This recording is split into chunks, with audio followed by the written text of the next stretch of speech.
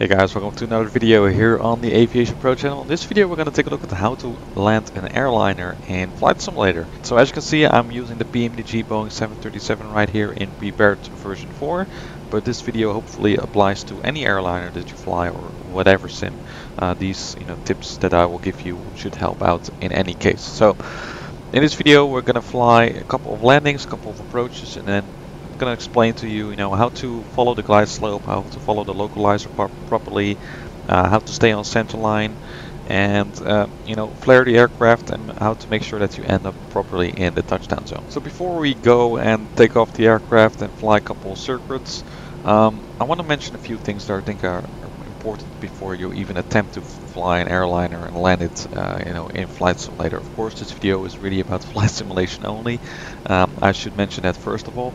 But also make sure you first practice with general aviation airplanes. So small general aviation airplanes, your Cessna 172, your Piper Archer or whatever.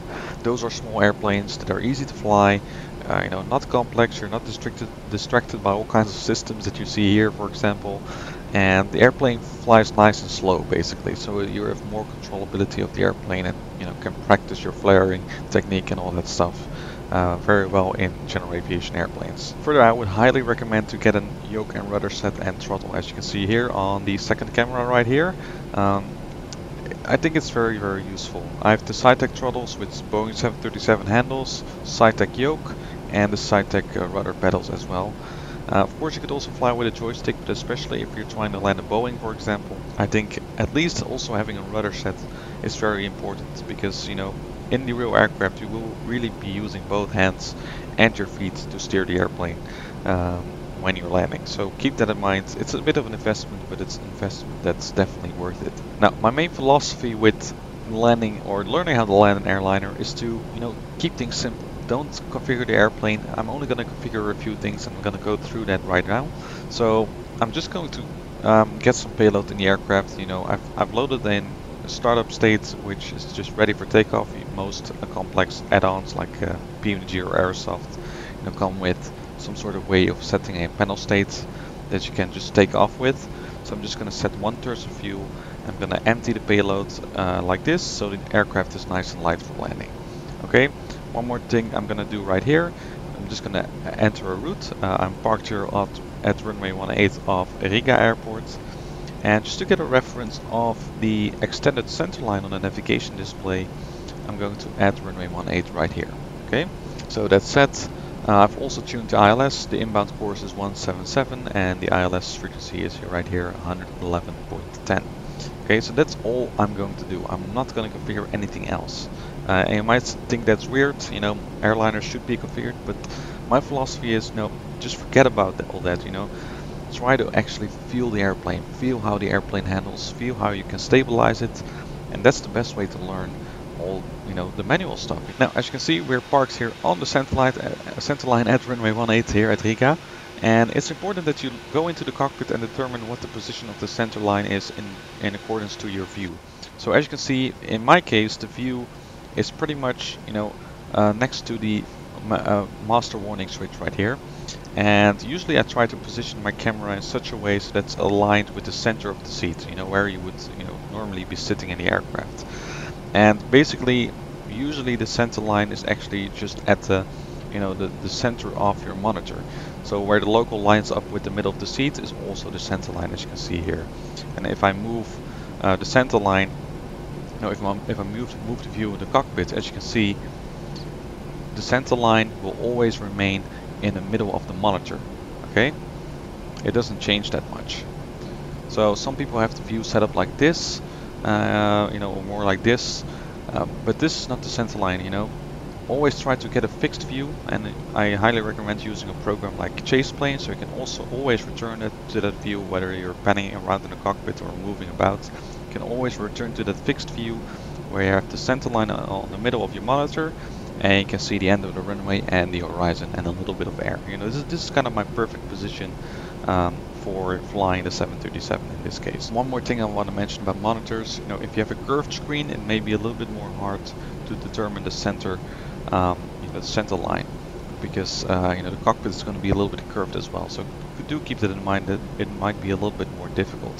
And last but not least, make sure you're sitting comfortably yourself. You know, you need to kind of feel comfy and position yourself so you can easily maneuver the throttles and, you know, the yoke and the rudder pedal down below. And if that's is set, you can take off the aircraft, and we're going to take a look at our first landing. I've set a very clear weather, no winds. I'm just gonna, you know, keep everything as simple as possible. So I'm not distracted by anything else. I'm just gonna try and land the airplane in very stable conditions. Okay, then that's how you want to start basically. Okay, so as you can see, I just took off, and you know, again, it's a simulator. You don't have to fly perfect circuit. I'm now just about to enter the downwind leg after a very sharp turn. And this is kind of the moment where you can just kind of feel what the airplane is doing, you know, kind of make some turns right here and try to stabilize the aircraft. In this case, I'm going to level off at 2,500 feet because that's where the ILS approach to runway 18 starts, usually at Riga. And, you know, try to balance the airplane out. Learn how to trim down the aircraft, so make sure you use those trim buttons right here on the yoke, so that you don't have to put any pressure on the yoke. Like right now I have to push forward quite a bit, so I'm just going to trim down and maintain about 2,500 feet, like that, okay? And also the power thrust is set right now, so I'm maintaining about 190 knots and the speed is slowly climbing, okay? So this is really the phase before you land, so you can kind of experience the airplane and feel what it flies like. Okay, so we're now on the downwind leg, you know, the right downwind of runway 18, and I'm just gonna get the aircraft in landing configuration already. So I did not calculate any VREF speed, so the approach speed that you would normally fly, and that's because I'm just gonna kind of estimate what the right speed would be. You know, for each landing, you know, phase of flight basically on any aircraft, there are certain pitch and power settings. So you need to be, you know, flying the approach with 30 degrees of flaps and a normal 3-degree glide slope, usually with about 55% N1 and pitch of about 1 to 2 degrees. That's kind of the standard for the Boeing 737. Again, for each phase of flight and for each aircraft that may be different, so make sure you look that up.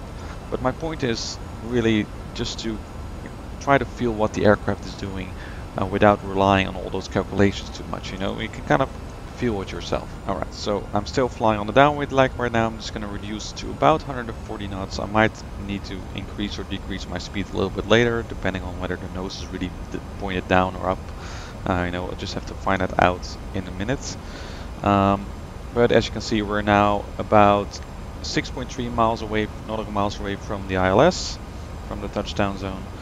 And as you can see on this chart, this actual descent on this approach starts at 7.4 DME. So I'm just going to keep flying straight ahead for the moment, give myself some margin, kind of feel what the aircraft flies like at this speed and with this flap and gear setting. So the flaps are now down to 30, the gear is down, and I'm just going to feel what the aircraft, you know, how it responds to aileron and elevator inputs, right? And I'm just going to trim it already, so I don't have to worry about trimming too much anymore when descending on the glide slope. Okay, so this is really the part of the circuit where you can really stabilize the aircraft and feel the aircraft. Okay, so the first landing that I'm going to make is with ILS guidance. So again, I tuned the ILS, and I'm going to turn the flight director on and also arm the approach mode. So I will have guidance from the aircraft to, you know, follow the ILS signal. Okay. Alright, so as you can see, we're now reaching almost 12 nautical miles. I'm slowly going to turn in, you know, towards the base leg and to the final, and make sure you make use of the navigation display first of all. You know, you're going to have that flight path vector as you turn, and you know, as long as it aligns quite well with the centerline, extended centerline right here, you're pretty good to go. So take it easy, just produce a nice smooth turn. We're just going to stay at 2,500 feet for the moment. Just try to balance everything out. Maintain your speed, maintain your altitude, and the first thing we're going to do is capture that localizer. So we want to capture that usually with an, you know, inbound angle of 30 degrees. So in this case, we're going to fly to about heading off 148. So that's 178 minus 30, 148 in order to capture it. And as you can see, the localizer has now been captured, so the flight director will also give us guidance. Now, the localizer is of course all about maintaining centerline with the runway, and what I want you to understand is that you should not chase the localizer. And what I mean by that is, by making constant overcorrections in order to try to maintain that centerline. That's really not necessary. So if I would show that graphically, it would kind of look like this. In this case, this is kind of a top-down view, right? So in this case, you would really be, you know, overcorrecting on the localizer and kind of chasing what the flight director instructs you to do, and you know, kind of chasing what the glide slope or what the localizer indication tells you. But what you want to do is kind of smooth things out. So slowly capture the localizer, and if you overshoot, slowly fly back again. Okay. So in this case, as you can see, we've now captured the localizer. We're pretty much bang on straight on the localizer, and the glide slope is coming up as well. So shortly we'll be starting our descent, and I'm already kind of trimming the airplane at this stage. Feel what it's doing. Also let go of the controls every once in a while so you can see what the aircraft behaves, or how the aircraft behaves once you don't touch any of the controls.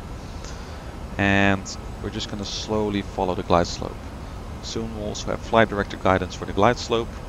So as you can see, I'm now a bit left of localizer already, so don't make a huge turn right now to capture it. No, just take it easy.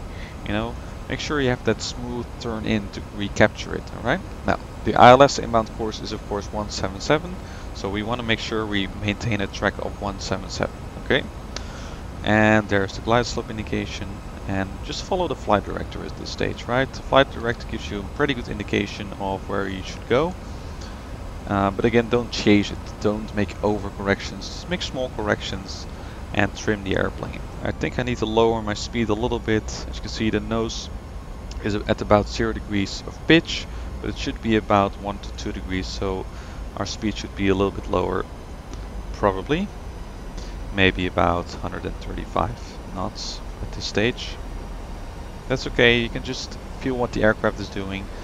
And as you can see, I'm trying to relieve pressure of the yoke by trimming. Okay, so basically I want to only make aileron inputs. That would be the ideal situation, alright? Only aileron inputs to maintain centerline with the runway, and then with the perfect trim setting you should be able to maintain that 3-degree glide slope down to the runway. While you're scanning your instruments, so for your speed, whether you're on the localizer, whether you're on the glide slope, you know, also keep looking outside. Just look outside, look at the instruments, look outside, and then look at the instruments. You know, you just want to scan everything. Don't just rely on one resource, because that will also mean that you're going to chase, you know, the ILS indications. Also look outside, so you kind of have a reference. Okay. So now my speed is a little bit increasing, so I need to reduce the thrust to correct for that. And so far, so pretty good. All right. So as you can see, the runway is coming closer and closer, and of course our aim is to land in the touchdown zone. So, you know, don't chase the ILS to the last minute or look at the puppy lights till the last minute. Just make sure that you look outside at about, you know, after about 200 feet or at about 150 feet. Just focus on the touchdown zone and make sure you land in the touchdown zone. And at about just before 50 feet, slightly raise the nose. And then at about 30 feet, slightly put the throttles to idle. Of course, this is specific for the Boeing 737, but it's usually my way, and that works out quite well. Okay, so as you can see, we're now 300 feet. We're still flying nicely on the indications, maintaining center line, small corrections. The aircraft is trimmed pretty well. Don't flare too early. So I'm just going to focus on the touchdown zone right now. We're a little bit low. That's okay. Slowly raising the nose and throttles to idle. Okay. Well, you can see there was still quite a late landing, but that's okay for now. At least we maintained, you know, the glide slope and localizer indications pretty well. Alright, so that was our first landing done. As you can see, it was still not perfect. Of course, it was the first try, and you know, I'm also a bit distracted myself because I have to explain everything as I land. So don't expect every landing to be perfect. There are just going to be situations where your landing is not going to be perfect. So you know, just keep practicing. That's really the goal of, you know, trying to manually land the airplane. And what I'm going to do right now is a raw data ILS approach, and that means that I'm just, you know, I've tuned the ILS right here. As you can see, the signals are alive, but I've turned off the flight director, so I'm not, you know, using any flight director guidance. And this is very useful, I think, because the flight director guidance again makes you often kind of want to chase the ILS, but just flying a raw data ILS approach, you're just trying to, you know, keep on that glide slope based on the actual ILS indications on the primary flight display right here. Okay, so we're gonna do the same, just same approach, same conditions, no wind. I already lowered the gear and already flaps 30. As you can see, I'm just waiting for the glide slope to come down, and just, you know, fly as stable approach as possible.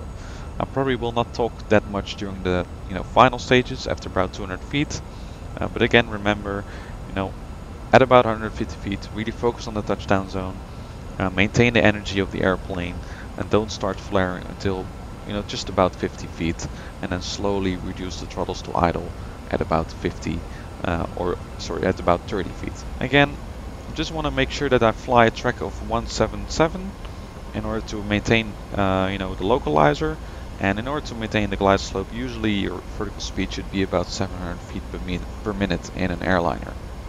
Of course, this depends on your approach speed as well, but you can just make small corrections, right? Again, make sure the airplane is trimmed. Again, I'm just letting go of the controls, and as you can see, we're following the localizer quite well. We probably need to trim down the airplane a little bit and reduce thrust to, you know, maintain the glide slope. We need to descend a little bit faster, but that's okay. Speed is a little bit high, so we can correct for that. And again, just look outside, scan the speed, scan the ILS indications, and check your pitch and power settings, and then you should be good to go. Of course, the aircraft is very light right now, so the pitch and power settings might not be exactly correct as what you would expect, but that's okay. It doesn't even really matter, you know. It's all about, you know, maintaining the energy of the airplane, balancing the energy, and feeling what the airplane is doing. Okay. So as you can see, again, I'm just giving a little bit of aileron input. I'm not giving rudder input at all, which should not be necessary at this stage of flight anyways. And elevator input is also very minimized. You know, the aircraft will just kind of descend by itself. I might need to give the occasional pull in order to maintain the glide slope, as you can see, but that's fine, you know, as long as it's trimmed mainly in order to follow that 3-degree glide slope. And at this stage, I already focus on the touchdown zone. Don't worry about the puppy lights too much.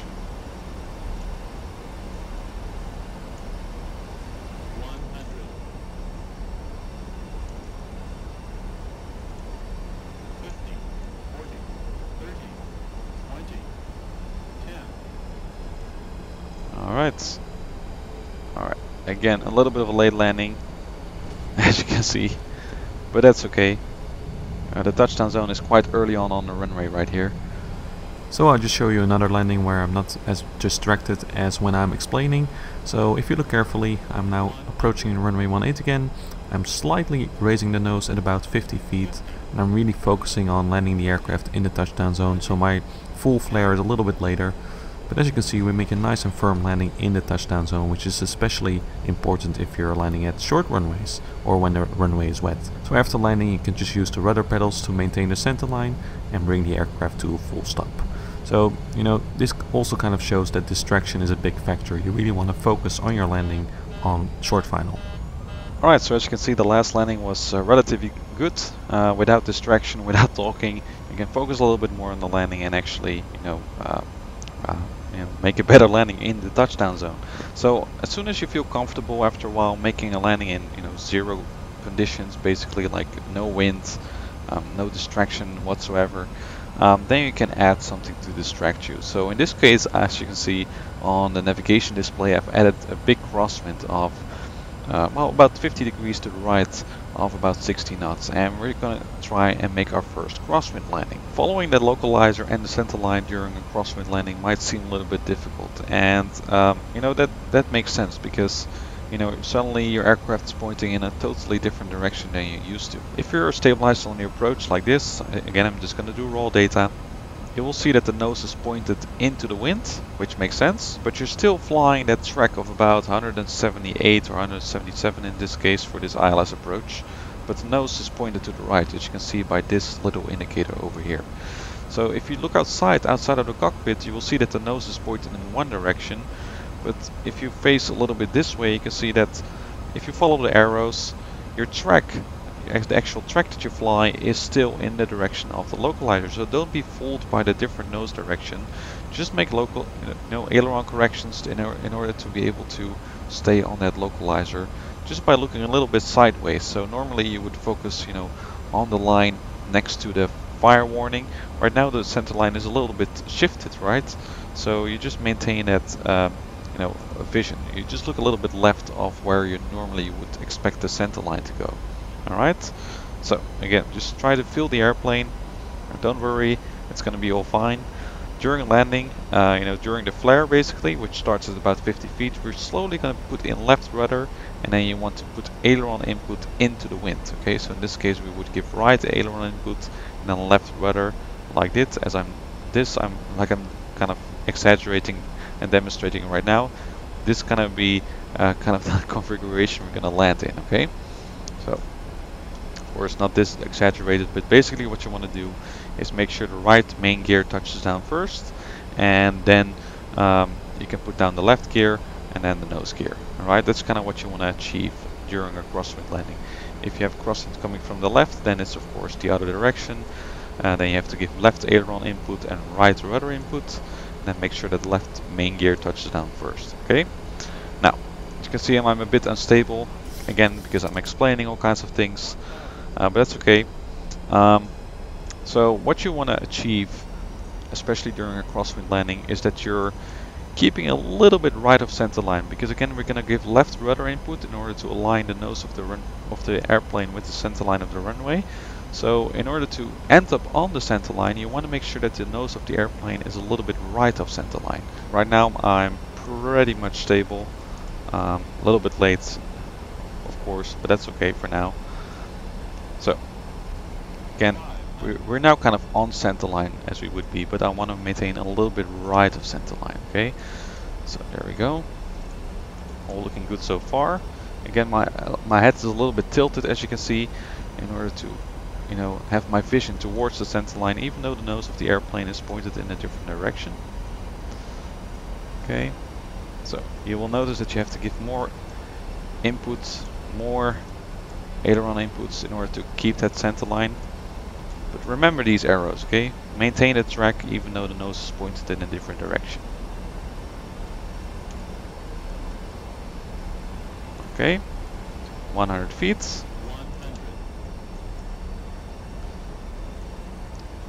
And I'm going to slightly raise the nose and right aileron input,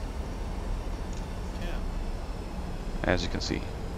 So my landing is very late right now, but that's okay for demonstration purposes. Left main gear is now down, and then lower the nose gear. And as you can see, thanks to the fact that we maintained a little bit right of center line, as we aligned the nose of the airplane with the center line, we're actually ending up pretty well on it. Okay, and as your speed reduces, you want to give a little bit more right aileron input in order to keep the wings leveled. Okay, so that's how you do the crosswind landing. Again, just practice. I'm just going to take off again right now. So as you can see, I've positioned myself again for a very long final in order to really get the feeling of the airplane in yet other conditions. So what I've done now, I've now added a left crosswind, so I can also demonstrate it from the other side, and I've also added a little bit of gust and turbulence, so to add to the challenge. Okay, so in this way you step by step increase the difficulty of your landings. Of course, I only showed one landing in each condition right now, but you should practice yourself a couple of landings in each conditions. Okay, so as you can see, we're very strong crossing from the left right now. The previous landing was very late, but that's okay. It's a crosswind landing. It's difficult. You should not expect from yourself that it's going to be bang on perfect right in the touchdown zone at the very first time. It takes practice, and as you can see, it takes practice for me as well. I cannot make every landing perfect. Okay, it really depends on the conditions and also a little bit on the layout of the runway. In this case, the touchdown zone is really early on, so you might be a little bit fooled by because of the touchdown zone so early on the runway, you kind of have the feeling that you're too low too early. Okay, especially this crosswind landing, make sure you get that the technique right of giving the rudder input, giving the aileron input, in order to get the aircraft down safely on the center of the runway. All right, I mean the runway is long enough in this case. Of course, when it's a short runway, it's a different story. But thanks to it being a long runway and thanks to this being a practice, this is going to be alright. And as you can see right now, the nose is pointed in this direction, so I'm going to move my head a little bit in this direction. And as you can see from the arrows, we want to maintain that track, so focus on that track, alright? You have to rotate your head a little bit in order to see where the track is going. And in this case, as you can see, we have a little bit of gust. Now, you should not be moving the throttles back and forth too much. You know, that's really not necessary in gusty conditions. Only when there are very big speed changes you should control for it. But as you can see, just like with the good landing that was right in the touchdown zone, I barely have to move the throttles at this stage. Even if the speed is jumping around, it's usually jumping around a specific value. So you really don't have to give that constant thrust input to try to correct for it. Again, that's a form of chasing the speed, which is really not necessary. It's only necessary when there are very big speed changes during a very windy, gusty storm landing. Okay, but in this case, it's not really necessary. So keep calm. Just maintain the energy of the airplane. Feel what the airplane is doing. And again, in a moment, we're going to give right rudder, left aileron input like this. Okay. Of course, at this stage of the approach, you don't want to do that, but you're going to do that at the very last moment. In this case, we have the crosswind from the left, so I want to make sure that the nose of the aircraft is a little bit left of center line. So once we align the nose again with the center line, we end up right on the center line. Follow the arrow of the track. Don't worry about the heading. And just make small aileron inputs. Make sure the aircraft is nicely trimmed, so you barely have to give any elevator inputs. And just monitor the speed and keep looking outside again. Keep looking outside. And just cross-check all the instruments.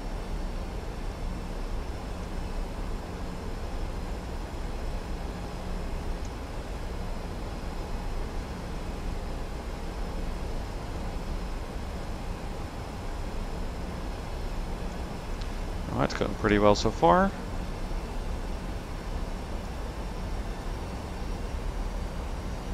Focus on the touchdown zone right now. Make sure I end up right on the touchdown zone. 100.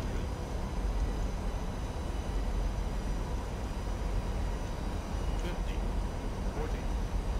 30. 20. 10. There we go.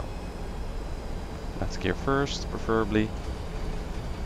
And nose gear. So, as you can see, we're ending up a little bit right of center line, but not so much. We can still correct for it, and that's fine, right? I mean, you don't have to be bang on the center line every time, as long as you stay within a certain range where you can actually easily correct for it. You don't want to end up all the way to the right of the runway, of course, or to the left of the runway. Final landing that I want to show you is just an extreme landing, kind of an autumn storm. It's kind of hard to simulate that with the in-sim weather settings. I would actually need weather from Active Sky to really simulate this nicely. But what I want to specifically mention here is, like, if you have big gust speeds, as you can see here, the speed tape is really jumping up and down.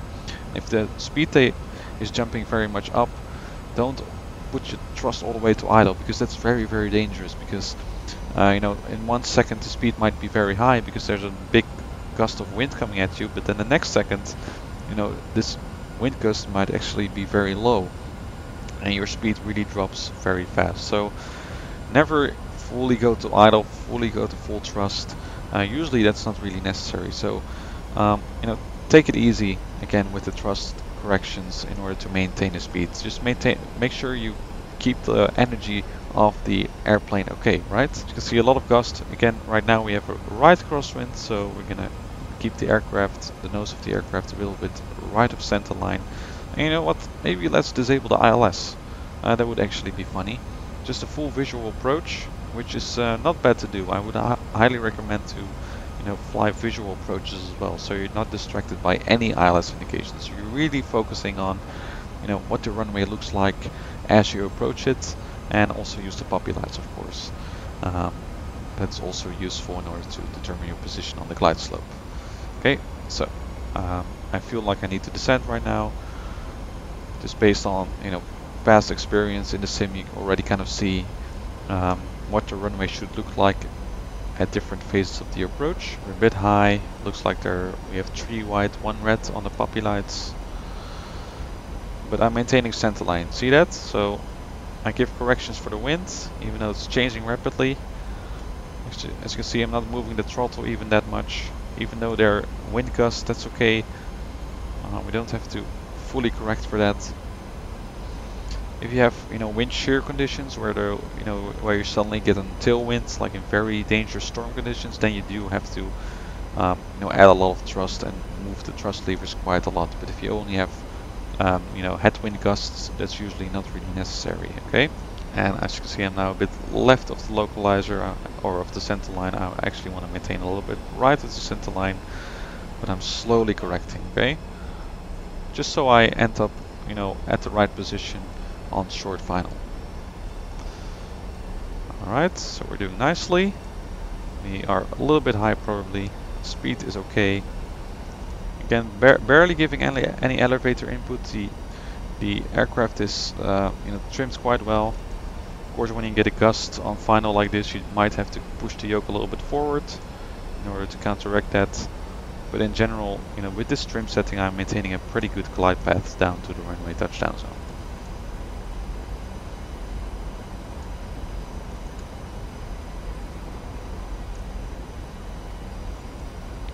I'm still a bit high, as you can see. Focusing on the touchdown zone. 100.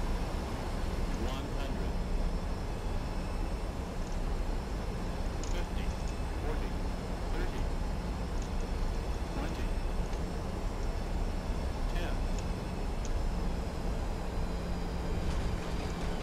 10. Okay. As you can see, that's a bumpy landing. Very bumpy.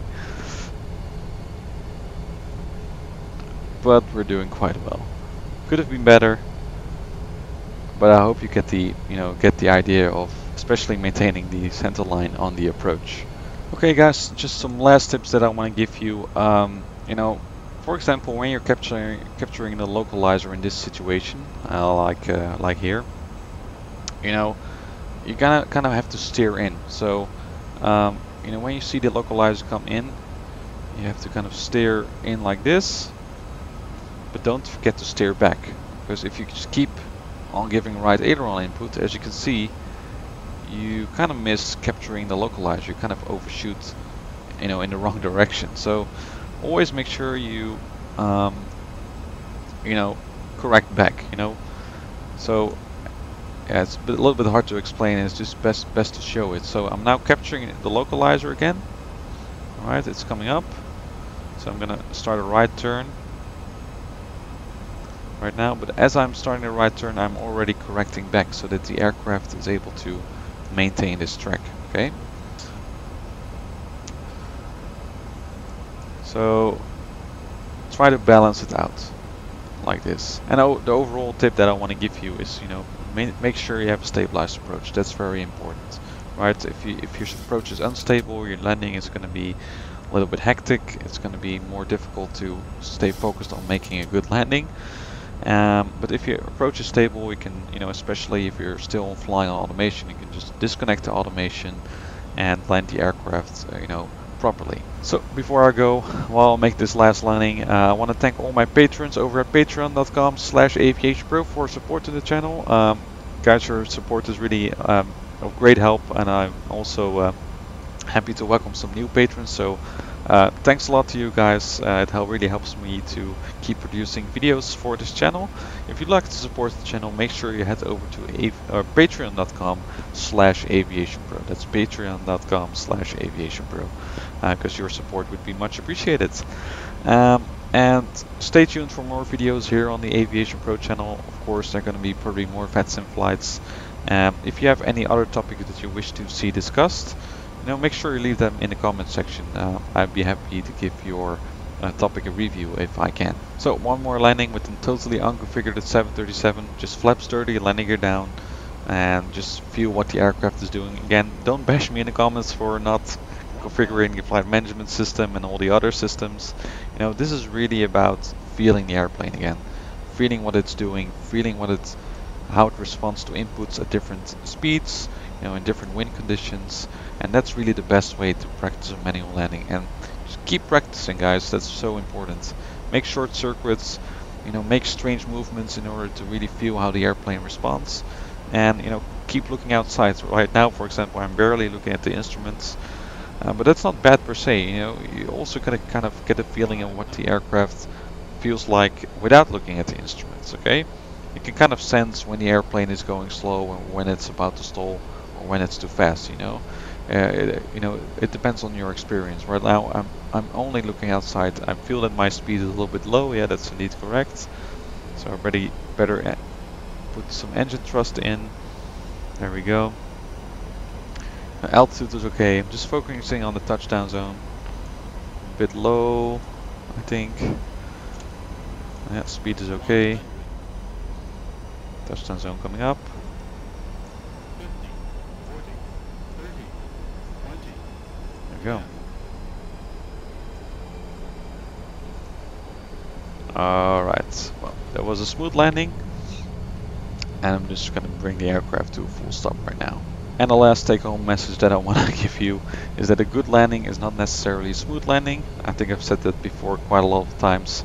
As you can see, landing in a touchdown zone is very important, especially if you're having a short runway or when the runway is wet. Make sure you always aim for that touchdown zone. Of course, it's nice to make a smooth landing every once in a while, especially if you can vacate the runway very late or if the runway is simply very long. But a good landing is a landing that's in the touchdown zone. So most of my landings here in this video were not good in that sense.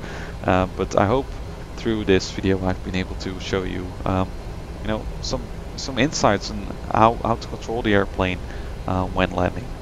And it's great fun. So just keep practicing, I would say. So I'd like to thank you for watching this video here on the Aviation Pro channel. I'm gonna park the aircraft and I will hopefully see you next time on a new video.